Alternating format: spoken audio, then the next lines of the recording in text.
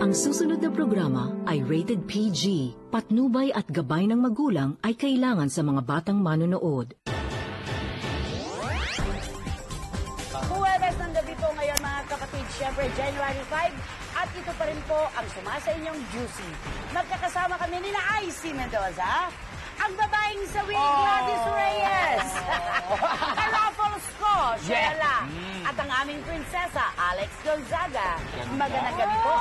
At syempre, heto na po ngayon mga kapatid ang pagkakataon para silipin po natin na may init na issue dito po sa ating Bigating Express Pasabog.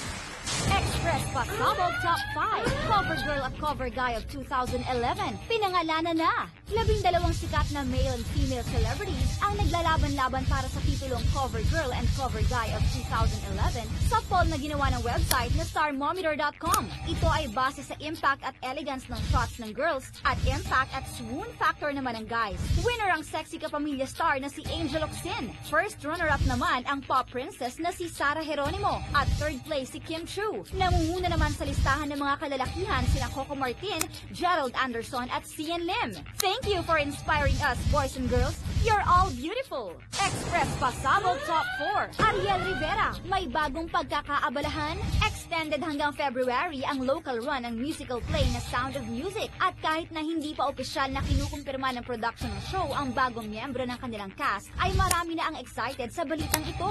Si Ariel Rivera raw ang napili nila para gumanap sa papel ni Captain Von Trapp. First time ni Ariel na sumali sa isang theater production, kaya siguradong puspusan ang kanyang paghahanda para sa role na ito. Good luck, Papa Ariel! Sure kami na kayang-kaya mo yan!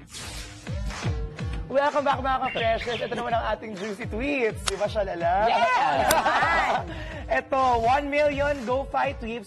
Thank you all for being a part of my life. You're the kings and queens and princesses of my world. Sabi ni Casey Concepcion.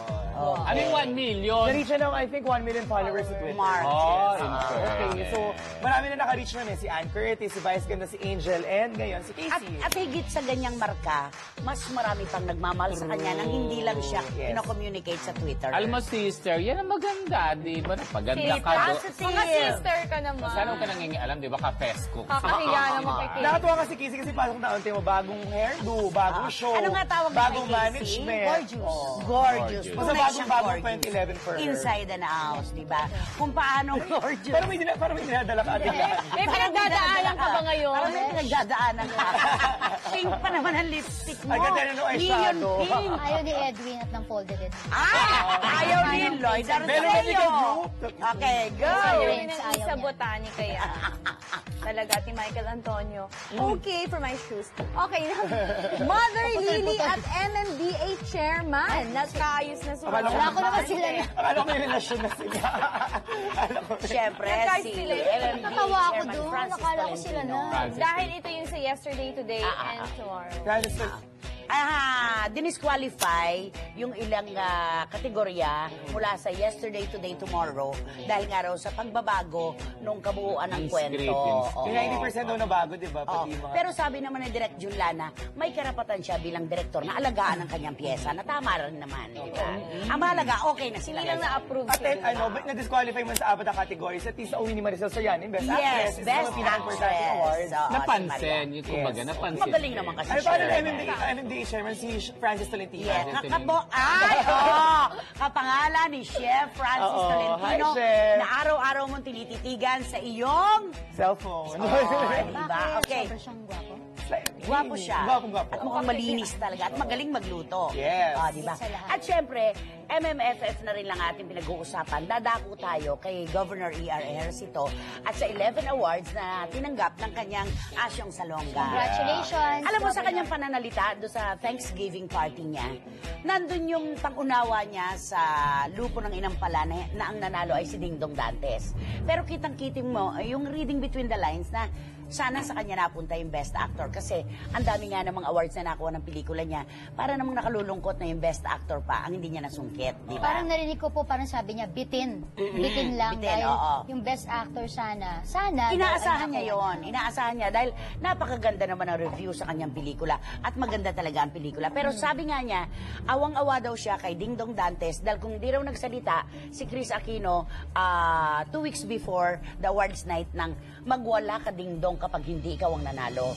Sana daw, mas naging makabuluhan yung award na nakuha ni Ding Dong dahil si Chris Aquino nga naman, who happens to be the sister of the president, ay malaking impluensya, parang ganon. Kaya para siyang naaawa na nalulungkot sa pananalo ni Ding Dong Dantes. Ang dami nga nagsasabi na, ang dami nga kumukwestiyon sa pagkapanalo ni Ding Dong. And si Ding Dong mismo nagsabi na, ang papaniwalaan niya, yung pamalaan ng MMFF Tama na rin naman nagbigay yun. sa kanya ng award. Tama rin naman yun. Pero syempre, may sentimiento rin yung ibang artista na katulad niya na dapat ay mas karapat dapat. okay. At eto pa, tinanong siya kung naniniwala ba siya na si Chris Aquino ang sumabotahe sa kanyang pelikula.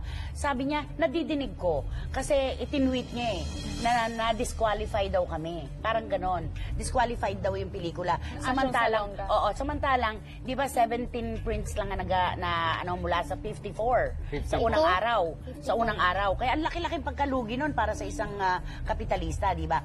Ang sabi niya, gusto ko siyang makausap at gusto kong marinig mula sa bibig niya. Dahil puro kwento pa lang Photo finish Nasa kasi ano yung kasi, post-prod nila noon. Nasa bakasyon pa kasi si Miss Chris, pero magkumari naman pala sila, magkumpare. I'm sure mapapag-usapan nila. Ang good news na nandun, Nay, nagpunta ako sa SM ng isang araw dahil gusto ko ring manood sana. Ang haba ng pila sa mga pelikula ng Hanggang MMFF. ngayon, in Hanggang fairness. ngayon, in fairness. At sa Asyong Salonga, talagang Sold out ang ticket sila sa mga malls. Oo. Sobrang sumikat. Nagpapalakpakan daw. At yung Yes, kaibigan ko pa umiyak siya after the movie. Kulang na lang nabigyan siya ng standing ovation. Ang galing-galing So, daw ni Governor congratulations Yan. po. Doon pa lang, Sa lahat- panalo na siya. Sa lahat ng movies ng MMFF. So, Pero- congrats din yan si Binibining Jersey, number 2 na ang segunda Number man. 2 na nga ang Congrats, segunda Direk. man. At ang Panday 2, di ba? Siyempre, napakagandang pelikula na dinadayo talaga ng ating mga kababayan. Pero ang may Yung house House husband, Husband, of course, yes, wala yes, sa yes, pelikula. House Husband. And nakumuna pa rin sa box office ang Enteng ng Enteng. Ina. Yes, Ang malayo, tandem ni Bossing magwat. ay, oo. Ang layo. Da- Siguro, dalawang nasa powerhouse finish line na. Oo. Starting Yes. block pa lang yung Oo. hahapol, di ba? Naku, meron pa isang linggo yan. Oo.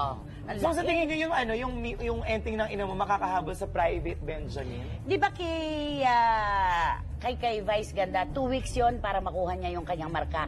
Ito, di ba, 1 week lang? Oo. Abay, malay mo. Malay din. Palagay ko, hindi kaya dyan nag-ugat yung tampuhan ni Ay at saka ni Yun Vice yung pinag-usapan Ganda. namin kanina sa dressing Hindi room pinag-uusapan natin parang may connect doon. Alam mo, walang alam si Ay tungkol sa tampuhan na to. Nakausap namin siya. Inosente siya, hindi niya alam kung bakit may tampo sa kanya si Vice o galit sa kanya si Vice. Inosente siya talaga, wala siyang alam. At palagay ko na, same din kay Vice, Kay na parang Vice. hindi niya naman din alam kung ano lahat ang pinag-ugatan na. Bakit ganun siya eh. nagsalita? Hindi na eh. Bakit Parang siya may isang nagsalita? tao. Wait lang. Chembula. Bakit siya nagsalita na totoo? Hindi ko siya nilapitan. Para Hindi na sa eh, akin kasi na lang sana ito. may pinanggalingan po. May kasi pinag-ugatan yun. daw. Actually, alam mo ito, di ba? Gusto mo ba i-share? Pero ano yun? May pinag-ugatan. Alam mo, mas malalim ang pinag-agalingan niya. Minor itong issue na ito kumpara sa daladala niya ngayon. Bit-bit Pero niya I'm ngayon sure yan. nanay si Miss Ay First time ko uminom dito, ha? Si Vice ay pwede silang magkapagbati dahil marami silang common friends, si Direk Wen. At maraming diba? pagkakatulad Si ang kanilang Chris. buhay. Chris, Diba? Chris Okay. Aquino. And who knows, baka ang ending magsama pa sila sa isang Isang pelikula. Ay, Pwede. Diba? Interview ni At si Vice. Direk Gwen ang At wala director. sila sa iisang hanay. Yun na Parehong nga po. stand-up comedian. Doon nga Diba? sa interview ni Vice, sinabi niya, I'm sure naman magkakausap din. Magkakaayos Sana. din At pag kami. Sana hindi nagsama na lang sila, sila nagsalita. pag nagsama sila sa isang pelikula directed by Direk Gwen Ramas, sana kasama tayo doon. Oy, wait lang. Ay, Babuti ko Ayun na. muna, babuti ko muna. Hanggang lang ako. Diba? Sa pagsasabi mong yan, mukhang gumagana yung bayong mo. Sumakailan tayo. Okay. Hi tayo kay Direk Wendy Ramas. Hello. Avid viewer po siya ng Hi, Direk Oo naman. Hi, Gwen. Wen. Love you. Binabawi na raw ni Shalala yung nasabi niya. Love you, Direk Gwen. Alam mo na. Ito pa. Ay, nako, ito pa. Ang kasalang Roman, Romulo at Shalani. Cost-cutting dahil kay Sendo. Magandang. Pwede kasi yun, pareho ano? silang nasa Oo, serbisyo publiko. yes, maganda. Mas ipagkakapuri sila ng kanilang mga nasasakupan, constituents nila. Kung hindi nila pabobonggay ng kanilang Kundi kasal super dahil industry, mas una sa kanilang kapakanan ng Cost kanilang mga cutting. nasasakupan. O, yung gown niya, putulan niya. Gawin niya miniskirt. Ay, si Ino Soto daw ang gagawa ng At yung iba kay Lloyd Arceo. Ay, yung mga ibang mga abay. Very good. Sa St. Benedict sa Silang Cavite sila ikakasal. Ako naman gusto ko lang nanaybatiin ng mga taga Cagayan de Oro dahil di ba nabisita namin Napanood sila ni kita. Nadine.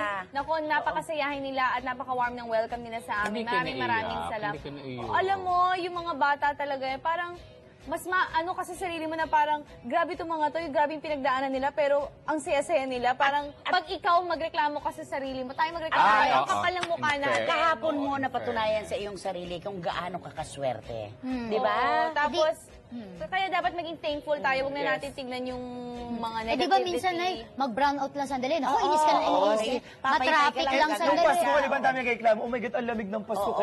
Oh my God.